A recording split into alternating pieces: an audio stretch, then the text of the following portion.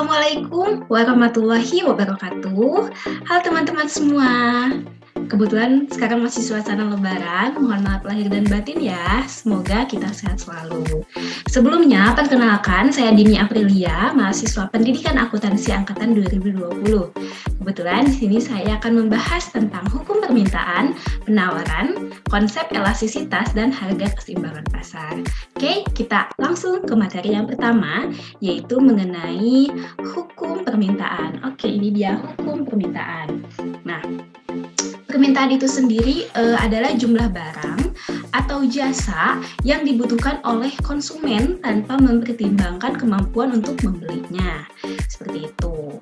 Kemudian ada pertanyaan, gimana sih bunyi hukum permintaan itu sendiri? Nah, seperti yang dapat dilihat, yaitu jika harga satu barang naik, maka jumlah barang yang diminta akan turun. Sebaliknya nih, jika harga suatu barang turun, maka jumlah yang diminta itu akan bertambah. Oke, ada dua pertanyaan nih teman-teman. Nah, mengapa nih jika harga turun cenderung menambah jumlah barang yang dibeli? Contohnya misalnya bala-bala, biasanya harganya satunya tuh 1.000 dan kita membeli paling 1 atau 2 gitu ya. Tahu-taunya lagi ada diskon nih, harganya jadi 500 gitu ya. Wah, secara tidak langsung kita langsung mau beli banyak dong, sekali beli langsung 5.000. Nah, seperti itu.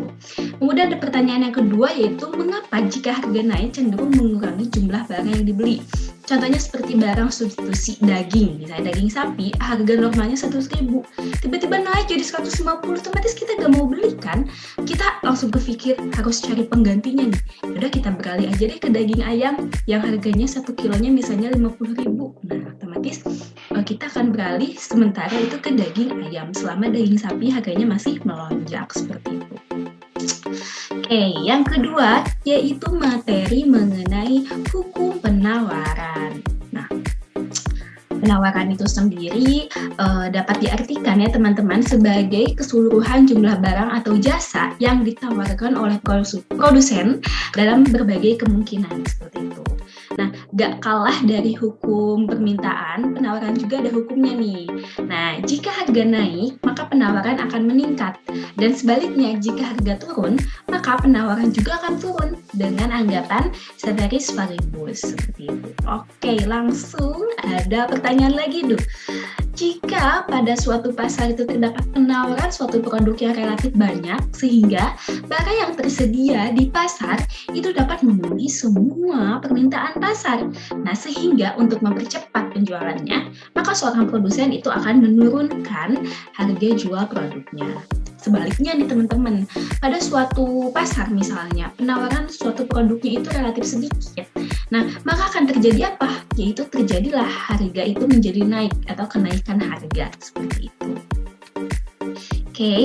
Oke, yang ketiga adalah ada konsep elastisitas. Nah, elastisitas itu sendiri adalah tingkat kepekaan ya teman-teman itu. Elastisitas adalah tingkat kepekaan. Ada berapa sih jenis elastisitas? Oke, ada 5, 10 ya, ada 5. Yang pertama unitary, yaitu saat ED-nya sama dengan 1. Yang kedua ada elastisitas saat ED-nya lebih besar dari 1.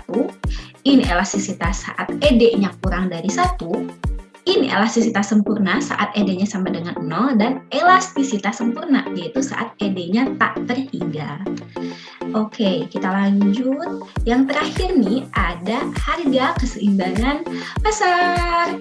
Oke, harga keseimbangan pasar yaitu harga atau equilibrium itu merupakan suatu kondisi yang terjadi ketika kuantitas yang ditawarkan oleh produsen itu dan kuantitas yang diminta oleh konsumen itu sama dan terjadi suatu kesepakatan harga. Jadi antara konsumen dan produsen itu sepakat gitu, kalau harganya 5 ya 5 gitu, dan itulah akan terjadi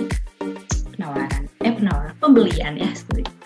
Oke, thank you. Terima kasih banyak ya yang udah memperhatikan. Semoga bermanfaat video ini dan semoga membantu teman-teman semua. Sampai jumpa di lain waktu. Dadah. Wassalamualaikum warahmatullahi wabarakatuh. Terima kasih banyak.